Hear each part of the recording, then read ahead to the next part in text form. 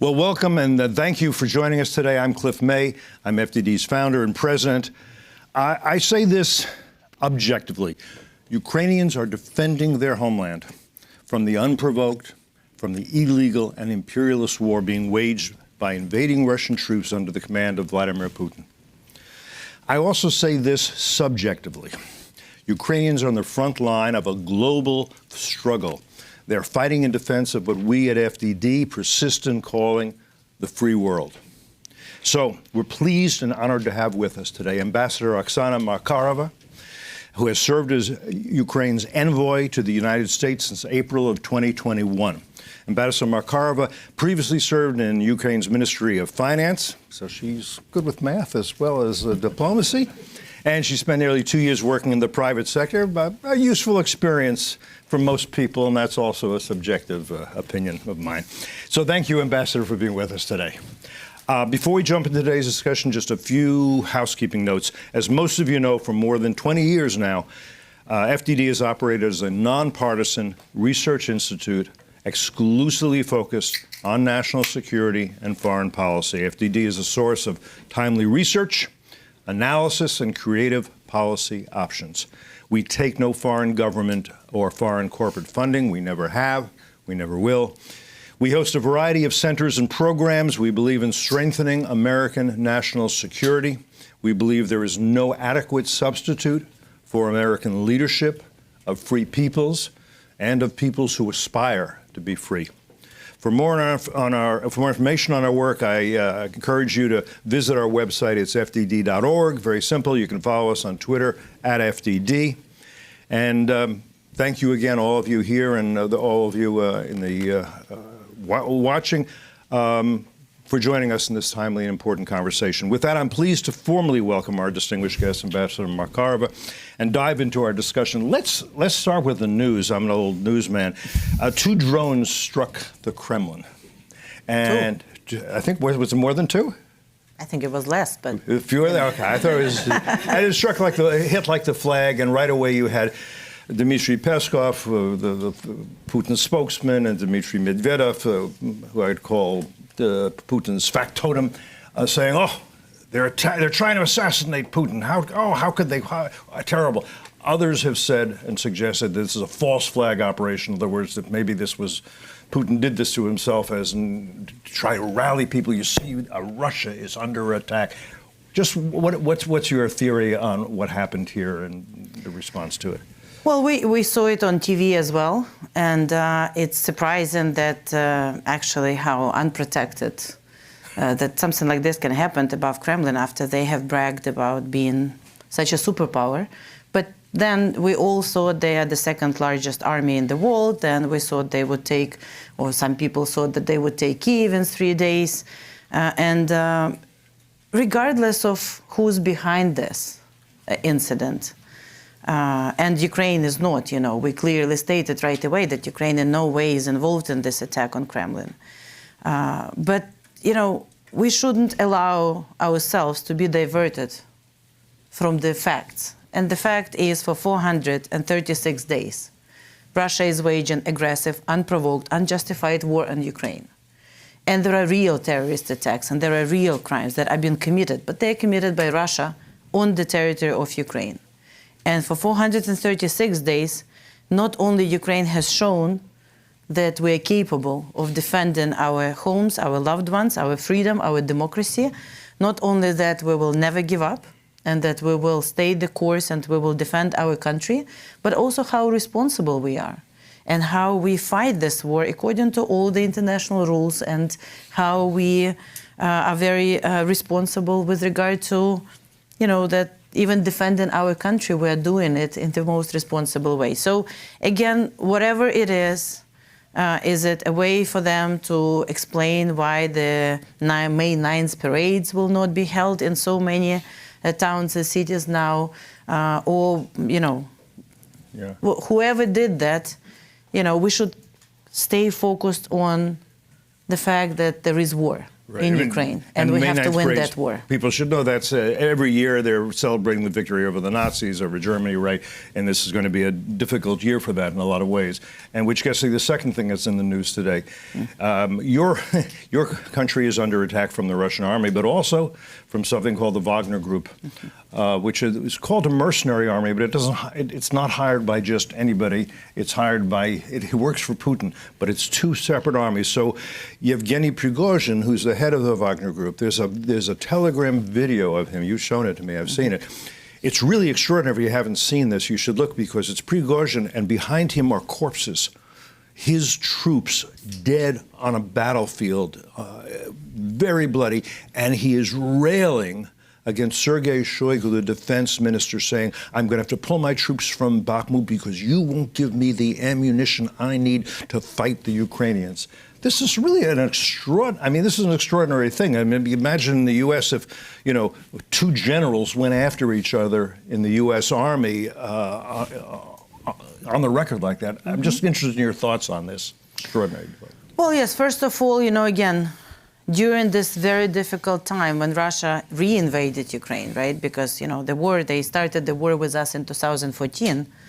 But during this, almost 15 months of the full-fledged phase of this war, all Russian criminals, and that's the armed forces and the conscripts and Prigozhin and other, like Wagner groups and other groups, which call themselves mercenaries. But, of course, they are there because the Russian government told them and the Russian president told them to be there, have always been bragging about how they will take Bakhmut. I mean, it's been there. The fight in the east has been particularly brutal. And to see him, publicly, on the record, attacking other part of the war criminal group that is actually waging the war in Ukraine, is actually, saying the truth, first of all, that he is disclosing the fact that they are running out of ammunition. So it means sanctions are working. It also means that, there is an opening for us to continue what we have to do to liberate our country. Now, how shall we interpret this? How shall we look at this? And how we Ukrainians look at this? It just proves that all the priorities on which we are working with US, first and foremost, but also other allies, more weapons to us, more financial and other support for us to be able to faster liberate our land, but also more sanctions to Russia. This is what we should be thinking about, that we have to double down because we can win it faster. And I think we shall see more of that. Because again, what are Russians are fighting for there? Right. I mean, of course, there are many more of them. They have more and more equipment. Let's not underestimate the enemy. But, all our soldiers, men and women who are defending our homes, there is a very clear motivation there. This is the only homes we have, and we will defend them with everything we have. What is their motivation to wage an aggressive, unfair war and war crimes in Ukraine? There is none. Let me get you to elaborate on this a little bit and broaden from the news to some of the bigger questions. Would I be wrong to think of this war as Ukraine's war of independence? Yes. I'd be wrong, or I'd be right? No, you will be right. We have been occupied. It's very much our war for independence, for our territorial integrity and sovereignty, but actually for our right to exist. Because if you listen to Putin and everyone from Russia, and they have been very clear about their objectives, since we became independent in 1991, all the countries that became independent who were occupied by the Soviet Union, us, Baltic states, other countries, they have always seen the breakup of the Soviet Union as a good thing. Something that generations of Ukrainians fought for, something that we never wanted to be part of. And Russia is the only country where consistently the message from Russian leaders have been, this is the greatest tragedy, and how they always wanted to reconstruct. And it goes deeper even than Soviet Union, because when you listen to them, you clearly hear that Soviet Union or Russian Empire or the Russian Federation now is something that they want to expand and reconstruct and again return all the nations and all the individual countries that they were able to occupy at some period of time. So for us, that fight for independence never stopped. In 1918, we were successful. We became independent. Together with Finland, by the way. We were even together with Finland in the League of Oppressed by Russia People, and we fought for independence, became independent, didn't hold it for a long time. We fought for it even after the World War II was over. You know, people in Ukraine fought for independence and were imprisoned by Russians all the way up until 1989.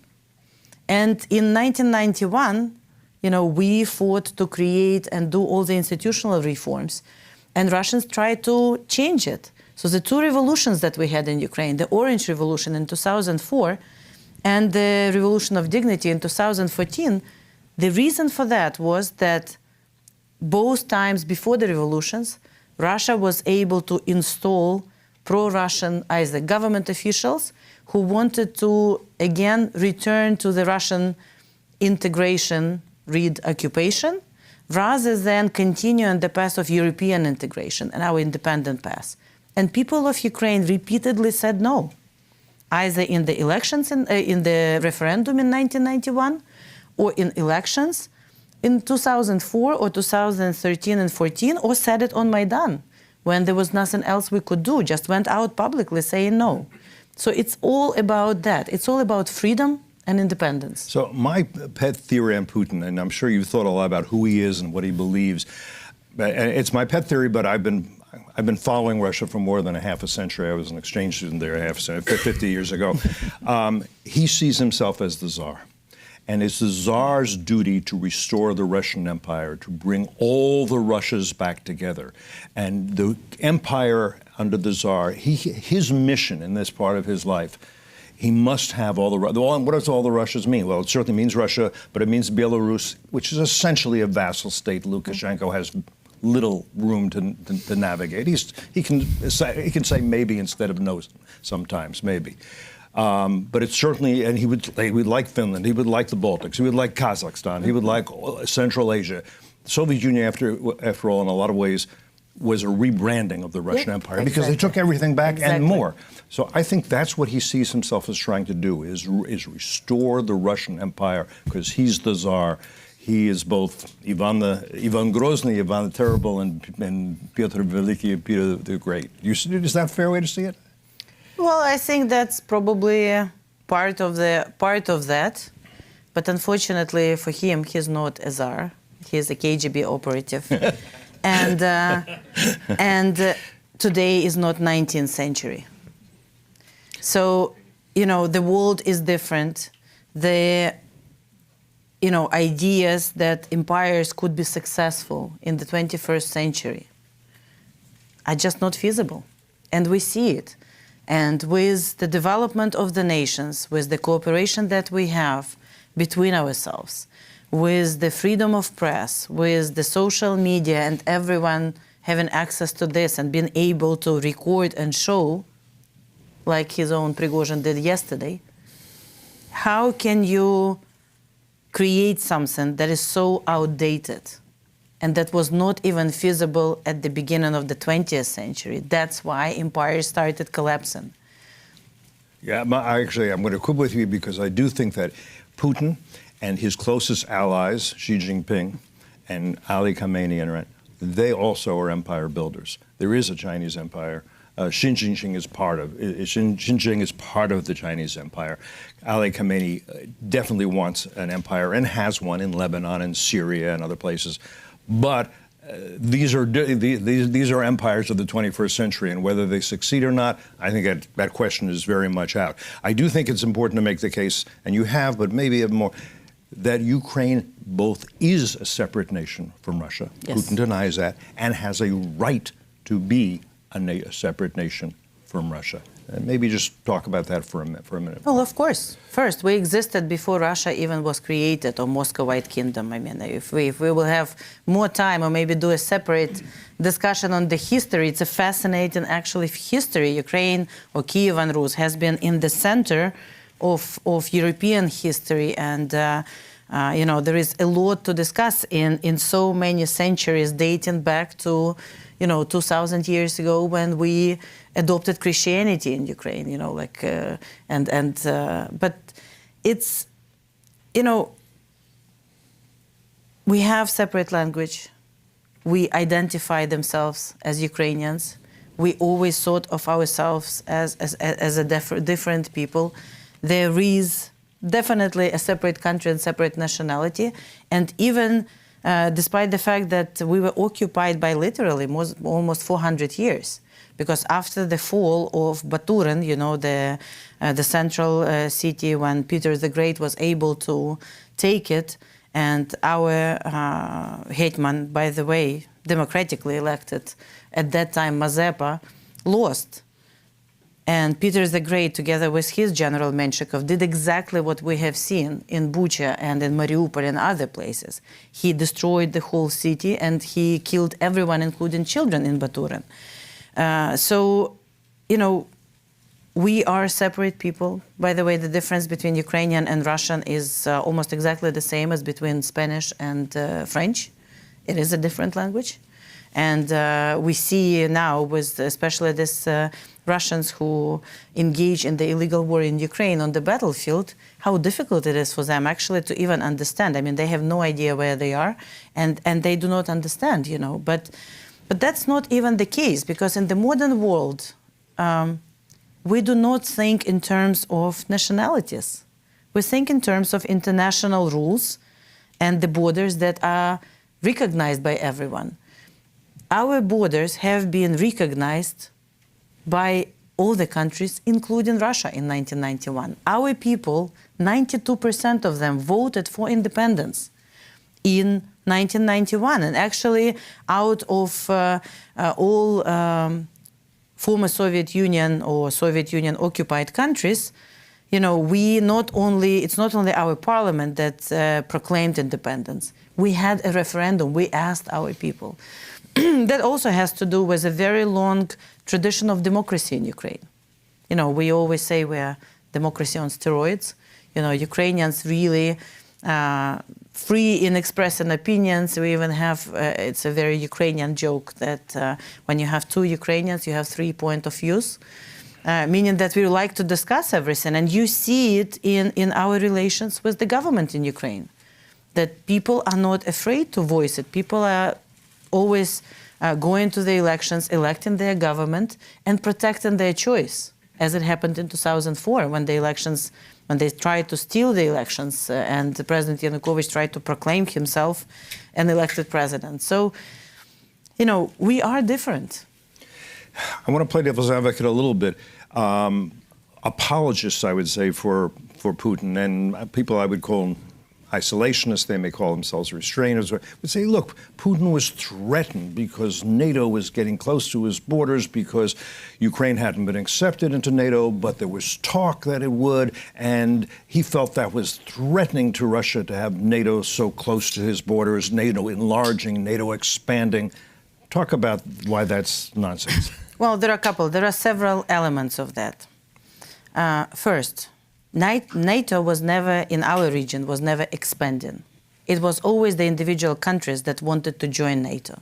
And I think we all should start using the enlargement of NATO or expansion of NATO, because look at any country that became members during the previous 30 years, all of them wanted to join, the people wanted to join, and it was a very great, safe decision for them to become members of the same family with the same values. Second, Putin was never threatened by that. This is even, it's actually vice versa, you know, because Ukraine wanted to join NATO. Of course, you know, that was very clear, and our leadership since 2004 has been very clear on that. Unfortunately, our leadership before that was not very clear on that, because after we broke out from the Soviet Union, the first people in Ukraine, the first leaders of Ukraine, have been the previous Soviet Ukrainian leaders who became Ukrainian leaders. But essentially, we did not build our own institutions right from the start. all of them have been hand-me-downs from the Soviet Union. And again, talking about the historical perspective here, as a country that has been occupied for such a long time, centuries, power and government was not always something Ukrainian, you know, so it was always Russians who dominated in those. But, you know, since 2004, it was very clear to us that the situation is very black and white. You're either part of the civilized world or you are occupied by Russia. So we started working towards it, but we were still neutral. We were neutral in our constitution, it was written, and we were not part of NATO, together with Georgia.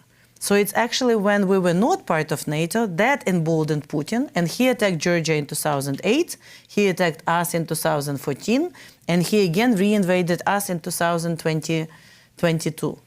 But we only formalized, so to say, our desire to join NATO in 2018 when we included that into our constitution, because more than 60% of Ukrainians are in favor of that now.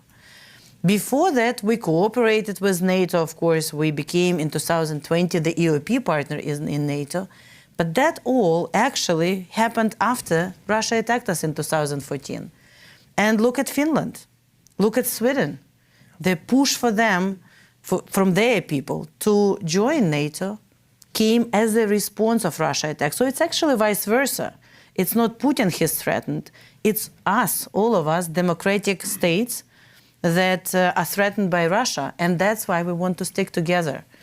And again, I think we listen sometimes too much to Putin's explanations of why he did something.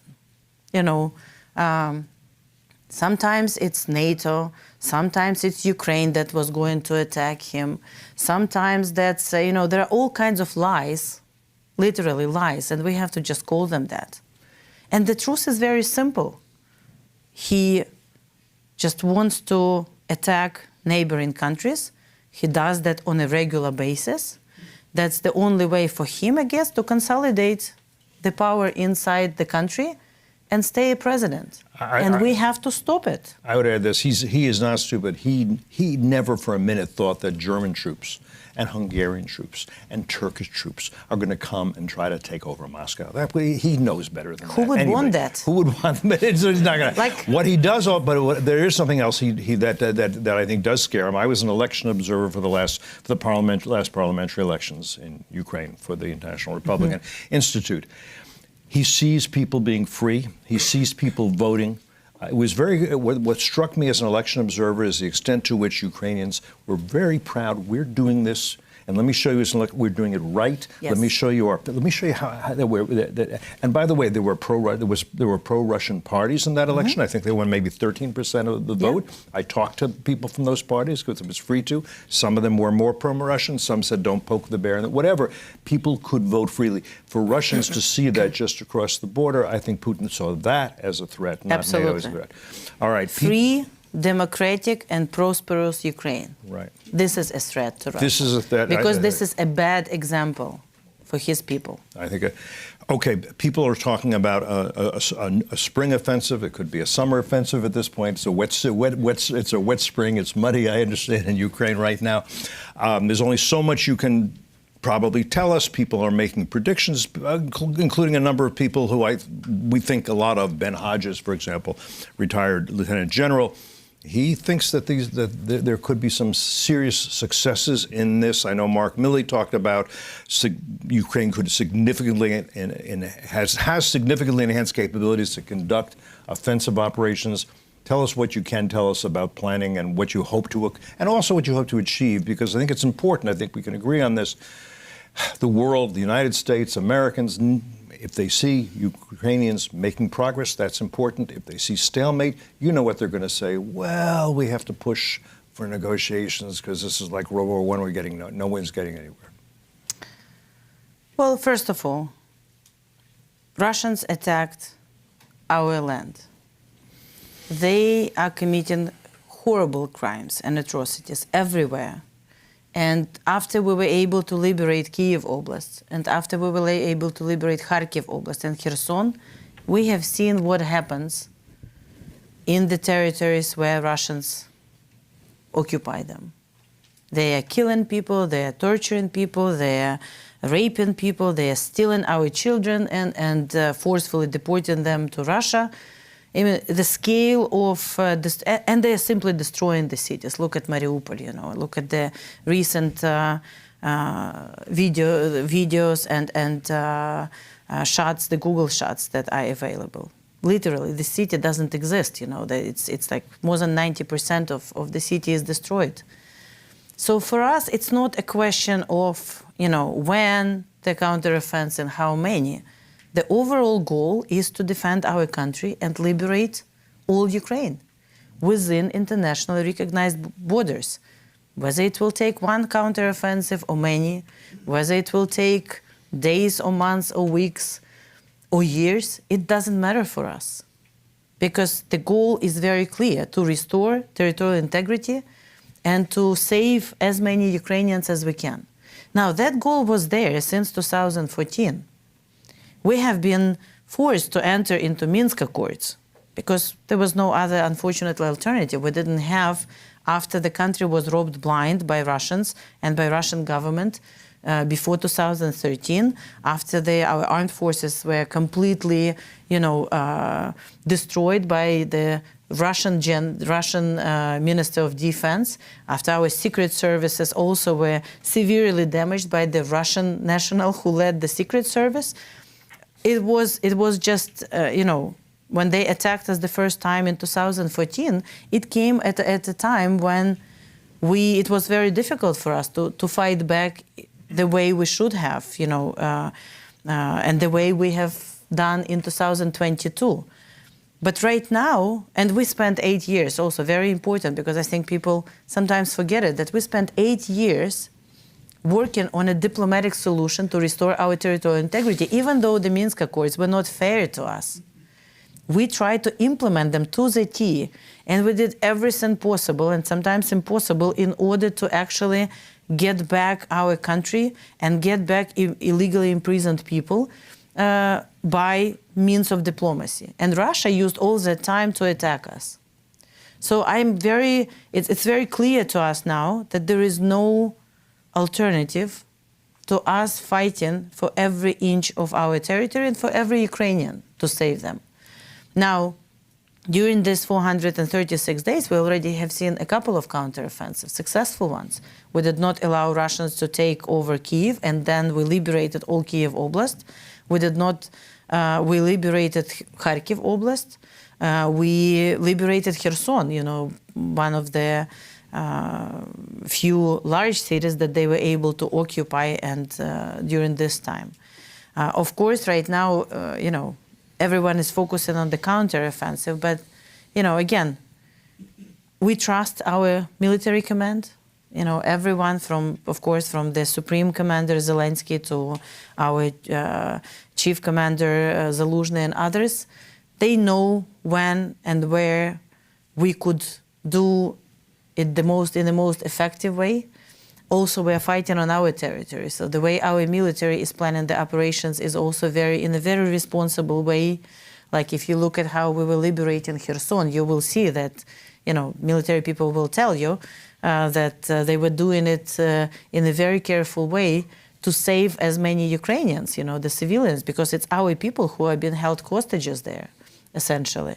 But I can only say that we all pray for all our counteroffensives to be successful, and I can only say that you know, we still need more weapons, and this is the main objective now. That regardless of when it starts, regardless of how many counteroffensive we will have, we also need to build an enduring strength for the future, because after we liberate all Ukraine, and we believe we will.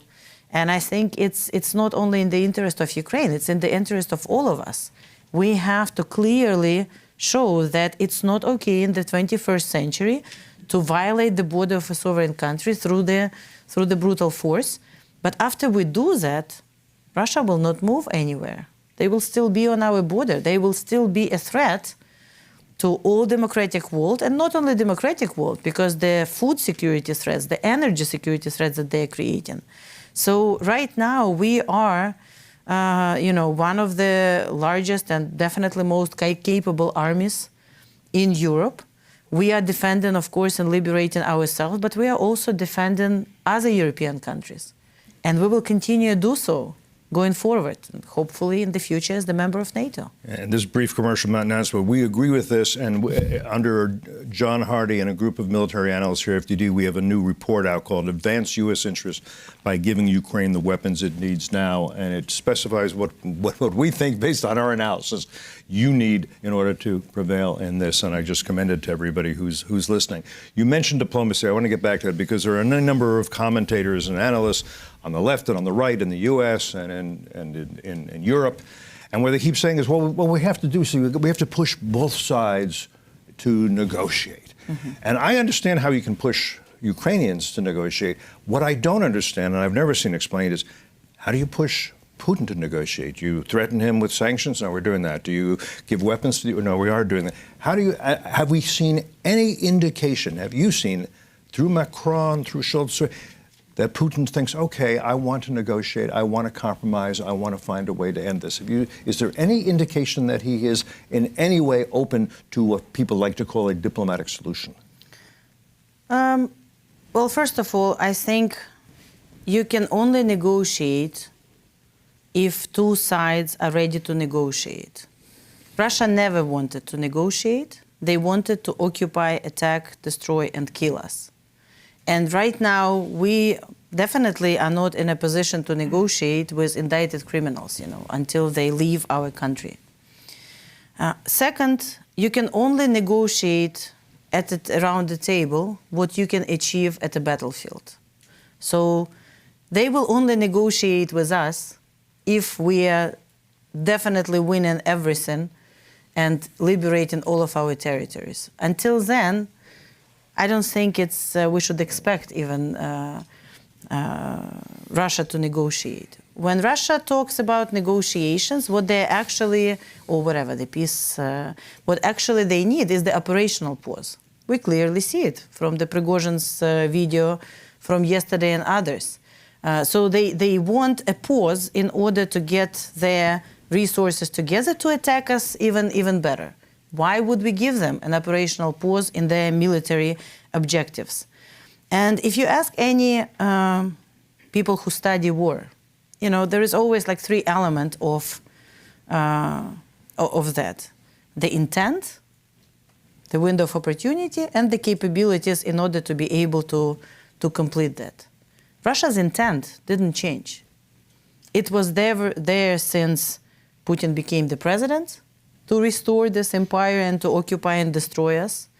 And it's still there during all these years. They still want to either occupy us or kill us, or you see what everything they're doing, all the war crimes, is actually a genocide of Ukrainian people. The window of opportunity, that they thought they had it in 2022, that's why probably attacked us. But they still think that they can do it. They can outlast us, they can outlast the West. They are trying to drive the wedge between us, through whatever means possible. So they think, because they can endure more, or they have more weapons, or their people are less, active and will not be able to go and say and demonstrate, against this unfair war, that they can do that. But, again, I don't think we can change that. I think the only influence we all can have on is their capacity and capability to fight. That's why more weapons to us and more sanctions to Russia is the greatest tool in order to bring peace faster. So Zelensky recently had a conversation with Xi Jinping, China's supreme leader, as it were, and he said it was a long and meaningful conversation. It's kind of hard for you to answer, but because you want to be diplomatic, I can be less so. I think Xi Jinping is thinking, what's in my interest? It's not about peace. It's not about saving Ukrainian lives. He's thinking, what's in the interest of China right now? Do you think he's going to be helpful in any way, or is it just impossible to say? It's very easy for me to answer from the standpoint what our president's goal is in this.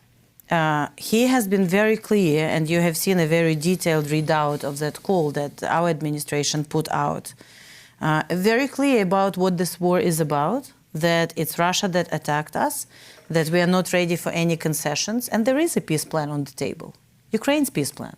President Zelensky's peace plan, which he presented as early as last October during the UN discussions.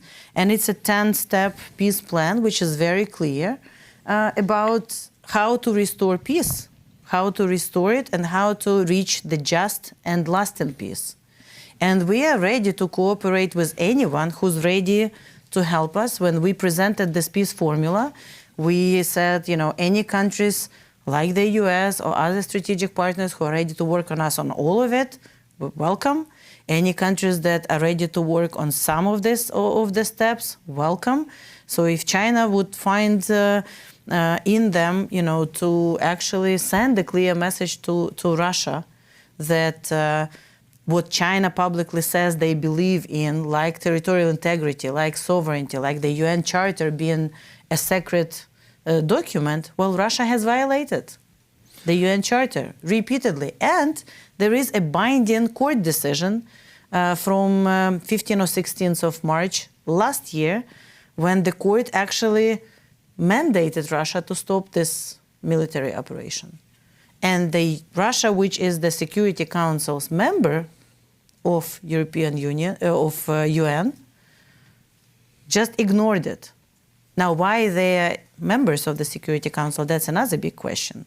And why they are members of the UN, it's a big question. Because they were never the co-founders of it, and they never went through the proper procedure to actually join the UN. Another charge made by critics of Ukraine is that there are Nazis or neo-Nazis within the military. It's particularly interesting because Bernard-Henri Lévy has an op-ed in the Wall Street Journal. And of all things, he's talking about the Azov Brigade, which has been particularly criticized. And he says, I've met with these people. They're like the Jews in Masada. They're modeling themselves on that. I wanted you to just respond to that criticism that there are these terrible neo-Nazis within the military in Ukraine, and that's why we shouldn't be supporting Ukraine. You've heard this. Well, this is one of the most pathetic, I think, and really in Ukraine even difficult to understand claims of Russians and Russian leaders. First, let's look at the facts. Ukraine and the tolerance to other nationalities. First of all, there are so many different nationalities living in Ukraine. Historically, we are on the crossroads of everything, of Europe, Asia, East, West. It was such an amalgamation of different people living together. Second, look at the figures that Yad Vashem has and other organizations which are measuring the anti-Semitism. Ukraine always had a very low numbers, actually, even compared to some European countries. We are number 4, I think, in the list of the righteous who were saving the Jews during the World War II and during Nazis' horrible crimes that they have committed. Now, to accuse our president, who's Jewish Ukrainian himself, of being a Nazi, that's another level of, I think, this idiosyncrasy that Russians have on that. But it's clear to me why they try to label the Azov regiment of the National Guard as such, because these are the boys and girls who stopped Putin and did not allow him to take Mariupol in 2015. And that was very clear and that was very personal. So they would manufacture anything. It was interesting because we were researching that as well and studying some of the footage and videos they were putting out excessively through their propaganda, especially in 2015, 16, trying to attack with swastikas and others. The majority of those we were able to trace actually to Russian neo-Nazi organizations, or not even. So they would show a Ukrainian National Guardsman of Azov regiment in the uniform, and then they would show the swastika, and we even refuted that, saying, okay, here is this guy here, he undresses, there is nothing like that on him. But it was a big part of the propaganda, trying to actually reach to people in either European Union or in the US to make it, difficult to support Ukraine.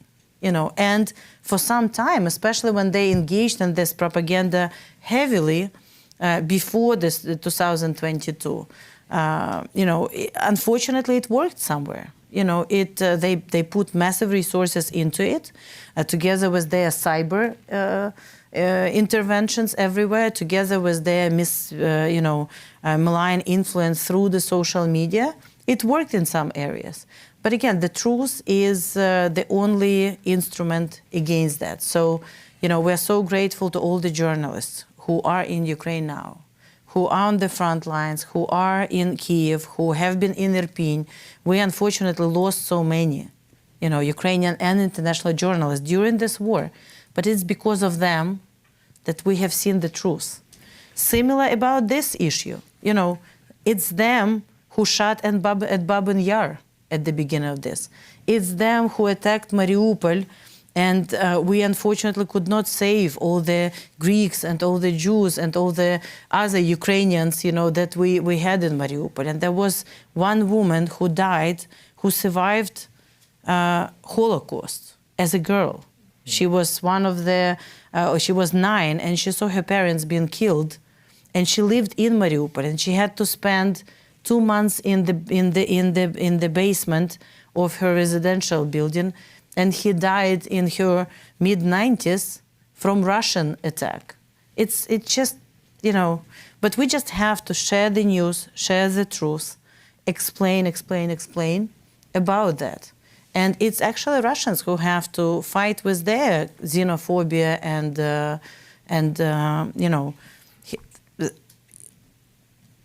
xenophobia, really, what it is. I have many more questions, but I'm only going to ask one more. And while I do, Erin's going to go. We have questions coming from our guests here. We'll go to them. So I'll ask you this question. It's a big question, but try to answer it as pithily as you can, because I want to leave as much time as I can. Yes. And that I think there are those who think that, look, if Putin takes Ukraine, it's over. I don't think it's over. I think it'll have an impact on other expansionist regimes. And I also think, and I think you agree with me, if Putin should win in Ukraine, if he should prevail there, he has other goals, other ambitions, other countries on his list. And maybe address that very quickly, and then hold hands, Erin will come and we'll find you. I'll answer it very quickly. It's very much a 1939 moment. We just have to listen to what he says. It's not only about Ukraine. We can stop him in Ukraine, and then it's over. If we liberate Ukraine and Ukraine wins. But if, God forbid, Ukraine falls, then he's going to be all over the place. And he himself named the countries that he believes are the enemies of his autocratic rules, starting from Baltic states to Poland to a number of countries, including in Central Asia. So no, it's actually more than Ukraine, and the implication of that is much larger than just Russia-Ukraine. Good and pithy answer. Identify yourself if you would, and then ask your question. Hi, Vivian Salama from the Wall Street Journal. Always good to see you. I wanted to try to get 2 questions in, if you'll indulge me. The first one, you touched upon the role that China could potentially play if they are sincere in bringing Russia to the table. I'm curious if you feel that there's a changing appetite, maybe a growing appetite in Washington, maybe recognizing that there are certain limitations to them dealing with Moscow, and so the fact that maybe China can play a constructive role, at least in getting Russia to the table, convincing them to come to the table in a genuine way to support whatever Ukraine is trying to get on the table.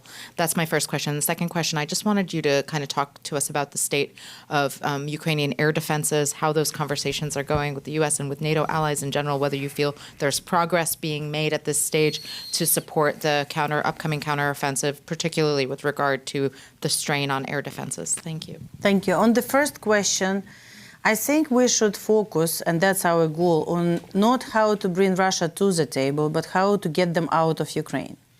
So for that, every country can play a role.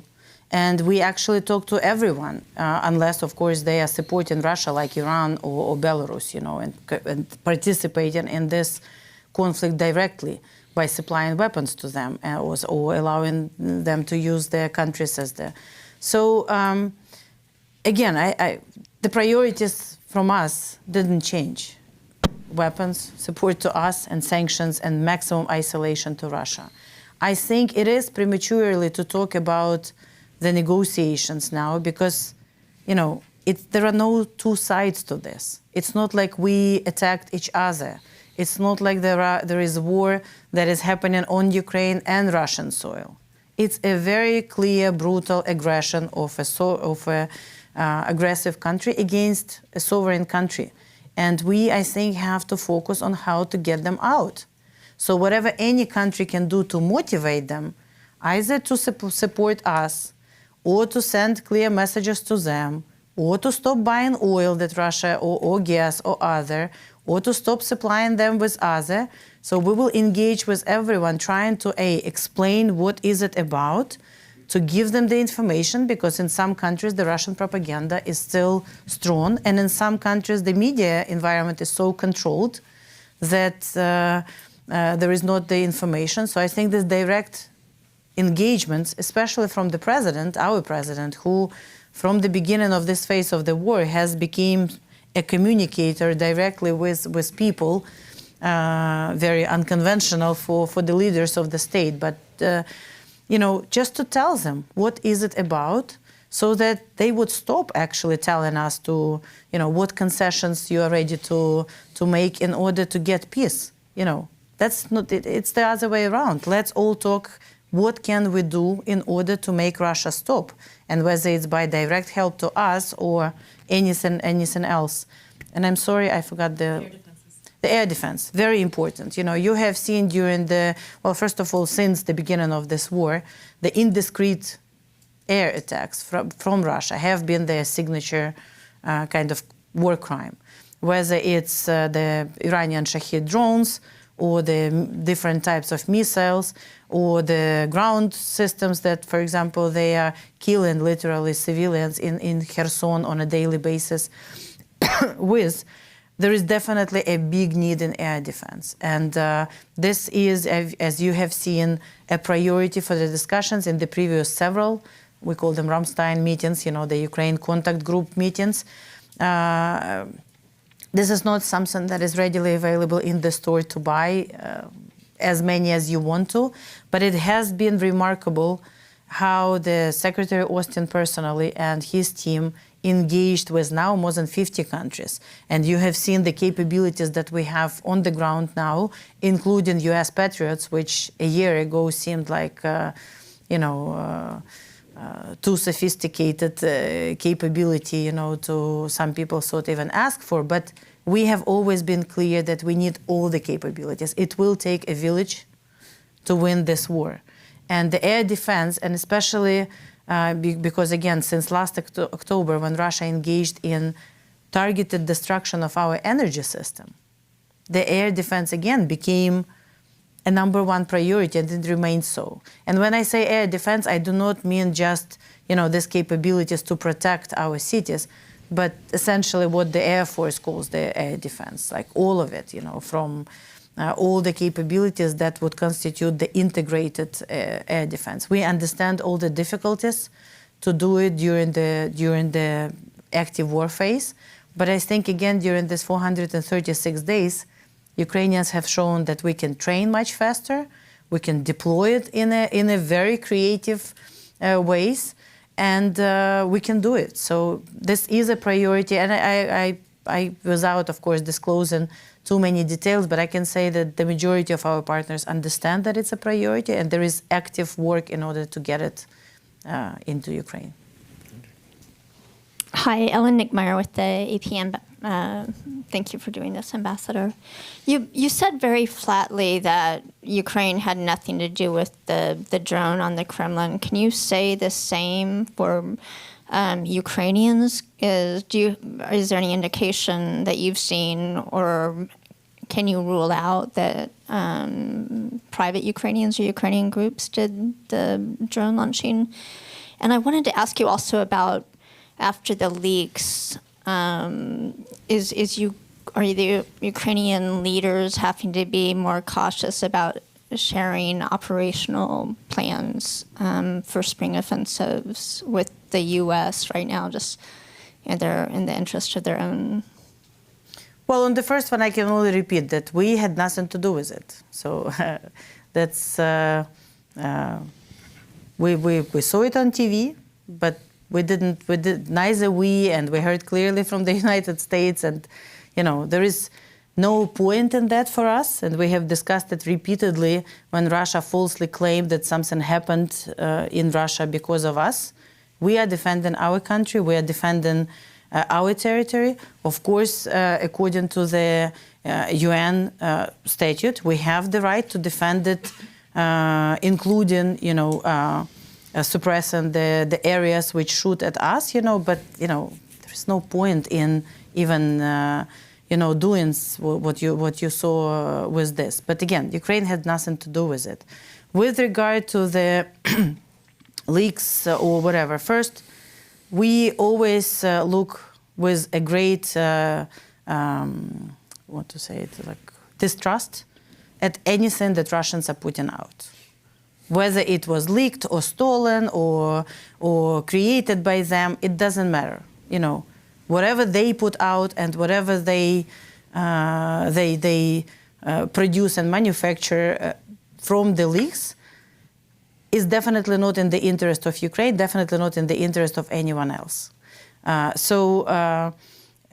With that particular situation, we just saw what happened, and it's clear to us what Russia is trying to do. Now, with regard to our communication and cooperation with the U.S., I don't think we ever had that level of communication and trust between us and U.S. And of course, I will not go into detail of what we're sharing with each other, but we are very happy with our cooperation, and I think it will only increase. Thank you. This is Jay Solomon from Semaphore Media. I just wanted to draw you out a little more on China. The Chinese said they're also appointing a special envoy who's going to start visiting other countries to sort of promote their idea of a peace plan. Is Ukraine comfortable with the Chinese playing this role? And I guess the question I have, do you think they're an honest broker? Or I think the special envoy might have even been based in Moscow at some point. So the main question is, do you think they're an honest broker? First of all, I don't think, I think we are calling or looking, we don't need a broker. Nobody needs a broker for Russia to get out from Ukraine. So there is a peace plan, President Zelensky's peace plan. And as we said, we are ready for any country to work with us on either the whole 10 steps or some of the steps. And we would gladly meet with any ambassadors and envoys when they come, and we will be very honest with them by delivering the information, what happens on the ground, and what our objective is. But again, I think right now the goal remains the same, for us to liberate our country. Whoever can help us with it, really help us to liberate the country, of course we would talk and work with them. But I think it's too early to call someone a broker or something else. I mean. Thank you, Ambassador Dave Lawler from Axios. You've touched on this a bit, but I wanted to ask specifically, yesterday John Kirby at the White House said Ukraine had received 98% of what it had requested for the purposes of this counteroffensive, and that the U.S. had done everything in its power to put Ukraine in a position to succeed. I guess given the things that you've talked about that you still need, I wonder, would you agree that you've received 98% of what you've asked for? And, what is the 2% or whatever percent, what's the most urgent things that you haven't received that you're still looking for? Thanks.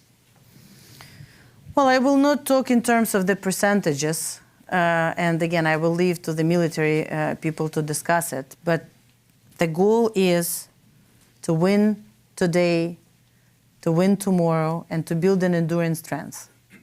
And, for the war, nobody can predict how anything will happen. We have seen counteroffensives like in Kharkiv Oblast, which happened in 6 days. We have seen very difficult battles when we were liberating Kherson. We don't know, but we trust our military commanders. We trust that they will do it in the most efficient way, and we just have to be prepared for any type of offensives or the actions of the Russians. And there is still a lot of ground to liberate. And as I said, after we do it, after we completely liberate all country, we need to continue building our capabilities and our endurance strengths in order to be able to stop any other attacks from Russia in the future. So that's why when we are talking about our cooperation, we are discussing a very large list of the capabilities that we need. And I want to just go back to, I think, we all are focused, of course, on this full-fledged war phase. But in 2001, when President Zelensky came to Washington, we also, on that day, signed a very important framework agreement between our Ministry of Defense and DoD and it's a 5-year plan, strategic framework on defense cooperation.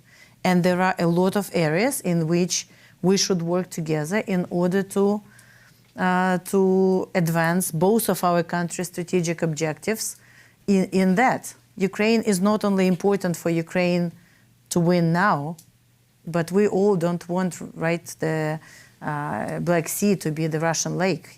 It's such an important element of the security not only in our region, but globally.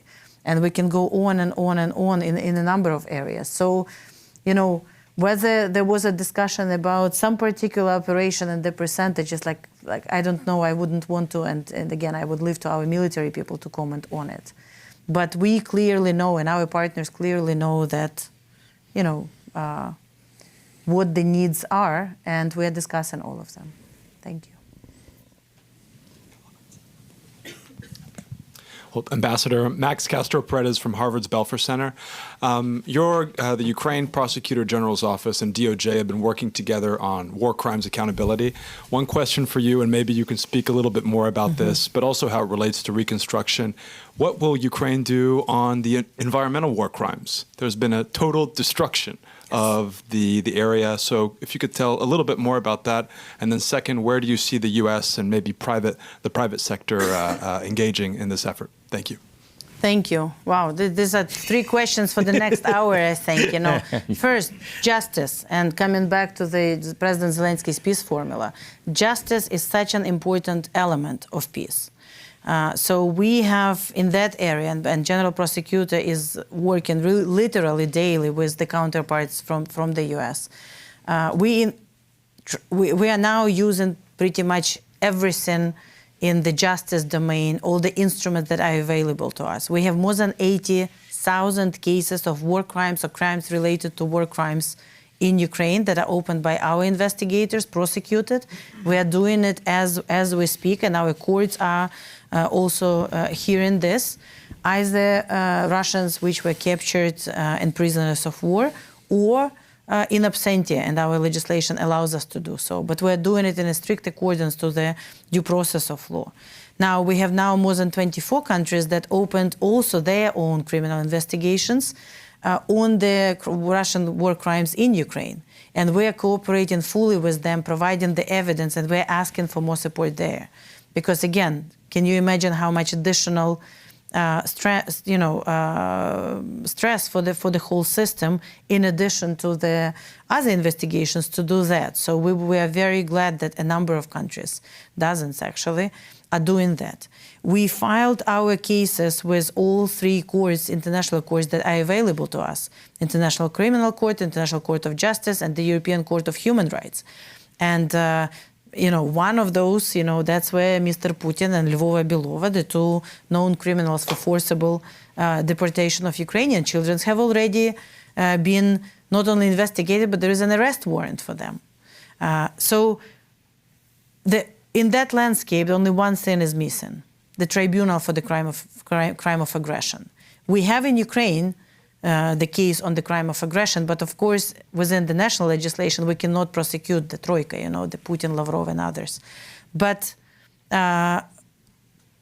we need this tribunal in order to prosecute the mother of this crime. Not only what they've done on the ground as the result of it, but the fact that they decided, they made the decision. So this is where we are discussing, as you know, there is a core group of countries that together with us are discussing the modalities of this crime, of this tribunal. We really hope that we will all end up agreeing that it's going to be the international tribunal, ad hoc tribunal, and that we will move ahead with it. So justice is a very important component. And the US is helping us a lot with individual investigations, with providing support to our investigators, to our prosecutors. There is a lot of evidence collection. How do you do it? How do you process it? How do you interview victims? I mean, it's a very, very difficult part. A lot of NGOs also involved in that. How to do it, not to re-victimize also them, because what people went through, especially after my home was under occupation for 32 days, but I can only imagine how is it when people were under occupation for a year. So justice is a very important element of that, as well as reconstruction of Ukraine. Again, if you look at President Zelensky's peace formula, rebuilding Ukraine is also an element of the enduring peace. And of course, it has, we are working on it actively. We have already a platform, international platform of G7 plus all the IFIs, countries that got together and kind of, we have a contact group, Ramstein, on the defense cooperation. We have the energy platform with G7 countries. And now we are starting this big coordinating platform on the future reconstruction. Because again, it will take a village to do that. But it's not something that other countries have to do for us. This is where we can do it together in a very beneficial way for all of us, because rebuild Ukraine, especially the way we see it, we want to leapfrog into the innovative Ukraine. We want to not just rebuild what it was before, but actually open it to all the new technologies in energy, in agro, in everything else. And Ukraine can be a solution to so many global problems that Russia has created now, with all the rare earth materials that we have, with, again, agricultural sector. I mean, we can double, triple the productivity there easily. So this rebuilding and reconstruction is very important. But of course, what is going to be the source for that? First, the Russian money. That's why confiscating Russian sovereign funds, which are now either arrested or frozen, or in many countries is very important. Confiscating Russian oligarchs' money and all the money that they have stolen from their people, but they're using in order to fight this war. And I think we have, when the Prosecutor General was here together with the Attorney General, they started the first case of what's his name, Malafeyev, the Russian oligarch. It's just 5.4 million, but it's a start. That system of DOJ confiscating it through the court decision, of course, transferring to the Department of State to be then used for the development programs in Ukraine is a great start. So this should be, and also business. That's why during these difficult times, we are not only fighting for our homes and loved ones, but we are continuing the reforms. And I know this is not something that is talked about a lot, but our European integration and the reforms that we are continuing to do in creating the rule of law in Ukraine, in continuing reforming our judicial system, in strengthening our anti-corruption infrastructure, in actually reforming the tax administration and others, because we also want, right after we win, but even now, because some businesses are even now expanding in Ukraine, to create this level playing field and to attract as many businesses into Ukraine. So business, answering your third question, will be a very important element of the future success of Ukraine. Thank you. We promised the ambassador that we keep this conversation to an hour. I think it was a very interesting, edifying conversation. If you agree with me, let's give a round of applause to the ambassador. Thank you so much. Thank you. And thank you all for taking the time to join us here today. Thanks to our online audience. Thanks to our C-SPAN audience. For more information, FDD, our Russia program, visit fdd.org. Hope to see you again very soon. Thank you again. Thank you. And thank you again. Thank you.